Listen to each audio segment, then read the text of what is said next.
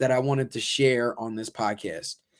So my grandmother, bless her soul, man, I'm gonna get through this. I'm gonna get through this. So I was 10, um, working at the shop. I was definitely going through it. Had some anger problems because, like yeah, when you don't have your parents, like, kids respond a certain way. They just do. But my grandmother taught me a variable life lesson. So I was working at the shop, cutting hair and stuff. She would give me 25 hours a week. This was I'll never forget this. She gave me 25 hours a week. Josh, good job. Like, you're going to the shop. She would also pay for my lunches. So my grandmother was not cheap. I mean, giving a 10-year-old 25 hours a week, like, that's pretty tough. Um, but anyway, let me digress. She, man, so she took 25 hours. She would take 15 of it, let me keep 10. And at the time, I was like, man, I'm getting $10. This is awesome. But I was like, didn't I get 25? She was looking at me. She was like, I'm going to give you the remaining amount of money at the end of the summer. And at the time, I'm 10. I'm like, this is BS, man. What the heck is wrong with you? What is wrong with this? What?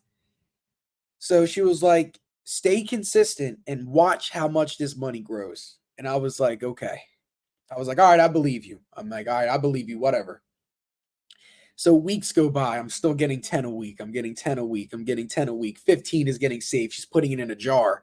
It was at one point where, like, I would see the jar and I'm just like, that's all my money that I'm earning from. I'm washing the towels. I'm staying with you after hours. We're talking, we're cracking up, having a great time, talking with clients. I'm like, I deserve more than $10 a week, mama. I do. But anyway, the end of the summer came and she gave me all of the remaining money. I'm not gonna lie to you, I probably had about like $400. 400. And not 400, that's a little exaggeration, but probably like 2 to 300 extra dollars. And she looked at me and she goes, Josh, I told you to stay consistent and you did. Like, you didn't miss a week. She was like, I know a lot's going on, but see what happens when you stay consistent through all of the madness. You get rewarded. You learn how to continue to push. You learn how to block out the negativity that's going on.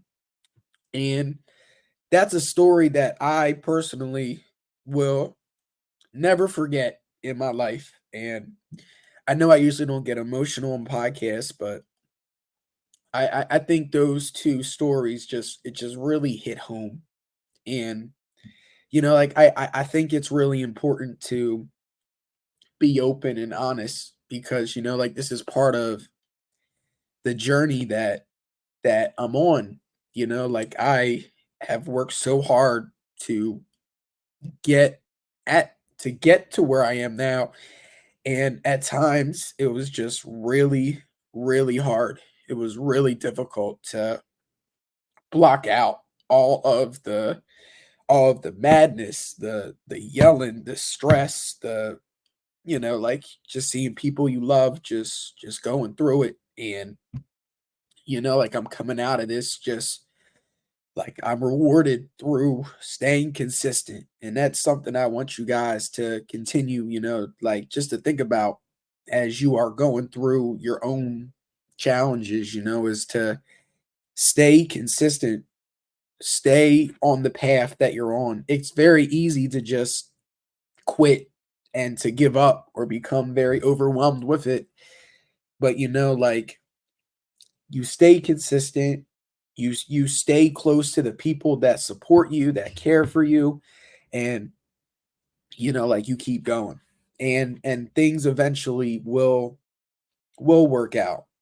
There's a term called radical acceptance. I talk about this term a lot with my kids. It's because I work with a lot of kids right now that are sort of stuck in the position I was, where you have a situation where so many things are happening that are beyond your control. You have no control.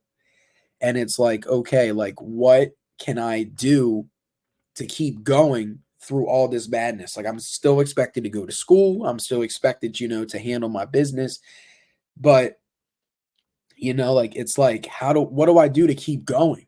And radical acceptance is a term where you take the time and you have to reflect and you have to accept the things that's going on in your life. And that was something that it took me a very long time to realize, because when you're younger, like I would either blame myself, like, I'm the reason why all this is happening, or I would be like, I'm the or oh, it's their fault. They need to get their stuff together. But like as you get close to this acceptance, like you learned, it gives you a new perspective. It gives you like what the other people do no longer affects you anymore. You're able to keep pushing, like, hey, this is my reality. This is what's going on in my life. And this is what I need to do to keep going. And I will get there.